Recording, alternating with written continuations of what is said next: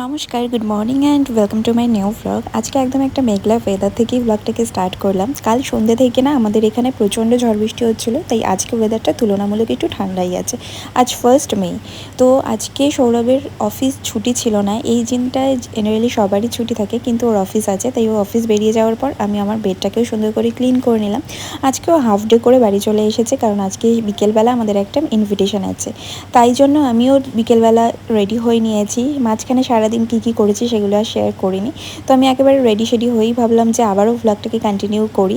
ও এদিকে রেডি হয়ে গেছে, আর আজকে আমরা কোইন্সিডেন্টলি দুজনেই ম্যাচিং হয়ে গিয়েছি, হোয়াইট হোয়াইট। তবে আমরা এরকম ম্যাচিং কিন্তু খুব কম সময় পড়ি, কারণ আমরা প্ল্যান করে এরকম ম্যাচিং খুব একটা হয় না।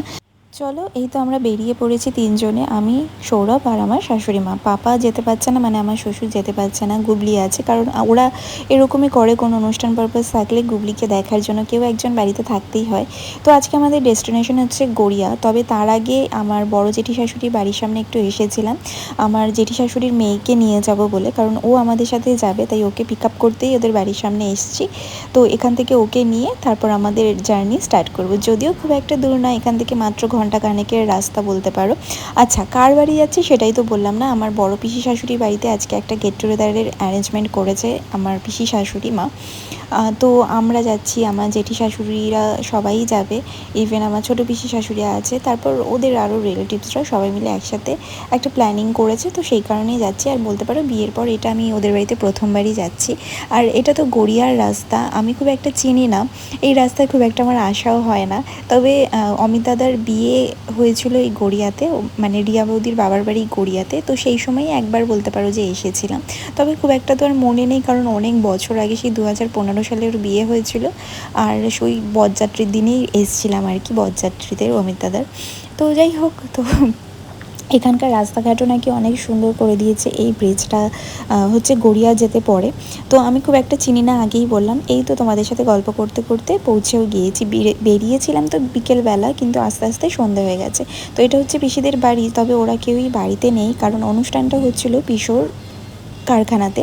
ওখানেও খুব সুন্দর একটা পরিবেশ, মানে একদম গ্রাম্য পরিবেশ, পুকুর আছে, পুকুরে আবার বোট আছে। যেহেতু আমরা সন্ধ্যেবেলা গিয়েছিলাম, তাই খুব একটা আমি ভালো করে কিছুই তোমাদের সাথে শেয়ার করতে পারিনি না, আমি কিছু দেখতে পেরেছি।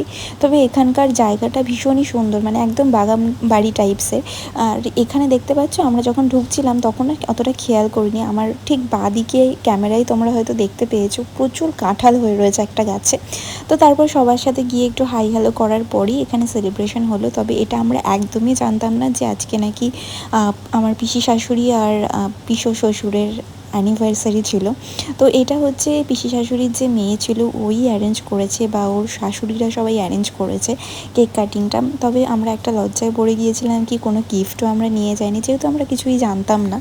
আর আমাদের যখন নিমন্ত্রণ করছিল সেটা আমাদেরকে বলেও নি, আমরা জাস্ট ভেবেছিলাম হয়তো এমনি সবাই মিলে একটু মজা করব, কারণ এখন কেউ কারোর বাড়িতে না নর্মালি যাওয়া হয় না বা দেখাও হয় না, কোনো একটা অনুষ্ঠান পারপাসেই যাওয়া হয়। যাই হোক, এটা নিয়ে তোমরা আবার কেউ নেগেটিভ কমেন্ট কিছু করো না, কারণ এটা ডিউ থাকলো, আমাদের সাথে যখন আবার পরে দেখা হবে তখন এই গিফটটা পূরণ করে দেবো। তো তারপর সবাই মিলে আমরা যে যার পার্টনার খুঁজে নিয়ে গল্প করছিলাম। আমরা মেয়েরা সবাই মিলে একদিকে গল্প করছিলাম, আমার শাশুড়ি মায়েরা একদিকে গল্প করছিল, আর ছেলেরা আর একদিকে চলে এসেছিলো, আর ও এদিকে বাগানের দিকটাই এসেছিলো। তো ওই সবটা ভিডিও করেছে, মানে আমি যেহেতু আর এদিকটা আসিনি সেই জন্য আর ভিডিও কিছু করতে পারিনি। তো এখানটা আমি অন্ধকারে না সেভাবে কিছু তোমাদেরকে বোঝাতে পারছি না। তবে এই জায়গাটা নাকি খুবই সুন্দর, আর এখানে না একটা ঘাট বাঁধানো পুকুরও আছে। তো জেনারেলি না এই জিনিসগুলো এখন সবই আর দেখাই যায় না, এগুলো আগেকার দিনে থাকতো যে সবার বাড়িতে পুকুর একটা করে মাস্ট, তো সেটা এখানেই থাকে আর কি। আর সৌরভের মুখে না আগে অনেক গল্প শুনতাম যে পিসির বাড়িতে আসলেই নাকি ওরা পুকুরে আসতো, মানে ওদের অ্যাট্রাকশন থাকতো এই পুকুরটা, কারণ এখানে নাকি বোট আছে। তো যাই হোক, সেটা আর আমি দেখতে পাইনি, তবে যদি আবার কখনো পরে যাই তাহলে তখন দেখবো আর কি। তো এই তো গল্প করতে করতে প্রায় রাত হয়ে গেছে, তারপর আমরা ডিনারেও বসে পড়েছি। আর হ্যাঁ, তারপর সন্ধেবেলা কিন্তু আমরা কফি আর চিকেন পকোড়াও খেয়েছিলাম, কিন্তু সেটার ভিডিও করা হয়নি। অ্যাজ ইউজুয়াল আমি খাবার শুরুতে ভিডিও করতে থাকি, কিন্তু লাস্ট মুহূর্ত পর্যন্ত আর ভিডিও করতে পারি না, কারণ আর মনে থাকে না। তো প্রথমেই ছিল রাধাবল্লভী আলুর দম, তারপর বেগুনি ছিল, পোলাও ছিল, দই কাতলা ছিল, এঁচোড় চিংড়ি ছিল, আর মাটন কষা ছিল। তবে সেগুলোর কিছুই ভ্লগ করিনি বা ভিডিও করতে পারিনি দেখে তোমাদেরকে মুখে বলে দিলাম। তো খাওয়া দাওয়া হয়ে গেছে, এখন যে যার মতো এখন বাড়ি যাওয়ার পালা। তবে তার আগে একবার পিসি শাশুড়ির বাড়িতেও যাব, কারণ পিসি শাশুড়ির যে মেয়ে ছিল সেই দিদি আমাকে বলছিল যে একবার বাড়িতে গিয়ে চল ঘুরে আসবে, কারণ আমি তো আর এর আগে আসিনি। আর তারপর আমিও ভাবলাম যে আবার কবে আসা হবে না হবে, তাহলে একবার দেখিয়ে যায়। তবে বাড়িতে আসার পর ওদের এই জায়গাটা না আমার খুব ভালো লেগেছে। একদিকে গ্যারেজ আছে, তারপর সামনের দিকটা অনেকটা জায়গা নিয়ে একটা বাগান মতো করা, দেন বাড়িটা স্টার্টিং হচ্ছে। তো পুরনো, মানে কি বলবো, খুব বেশি পুরনো না, অনেক দিনের পুরনো আমি জানি না, তবে খুব ভালো লেগেছে আমার।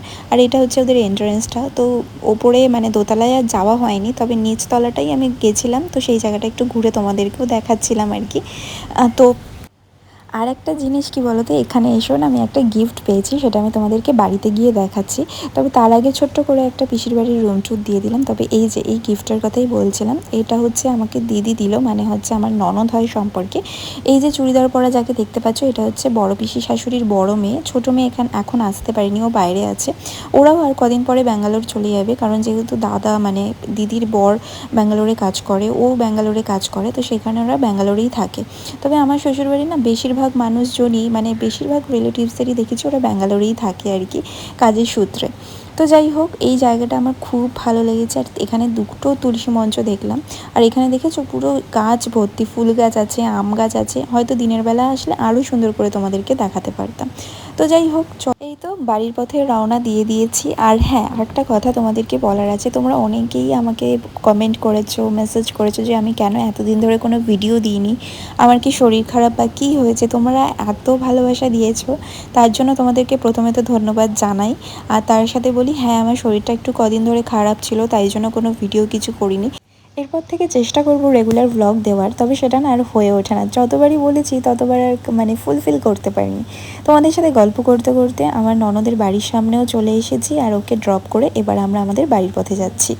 ওই যে তোমাদেরকে বলছিলাম না যে বাড়িতে গিয়ে দেখাবো যে আমি কী গিফট পেয়েছি, এই গিফটটাই পেয়েছি। এটা হচ্ছে 3 পিস স্যুট সেট, যেটা মানে সেমি স্টিচ করা আছে, আমাকে আমার মাপ মতো করে নিতে হবে। তবে যবে বানাবো তখন আবার তোমাদের সাথে শেয়ার করবো না হয়। তাহলে চলো আজকের মতো এই ভিডিওটা এখানেই এন্ড করছি। দেখা হবে নতুন আরেকটা ভিডিওর সাথে, ততক্ষণের জন্য সবাই খুব ভালো থেকো, বাই।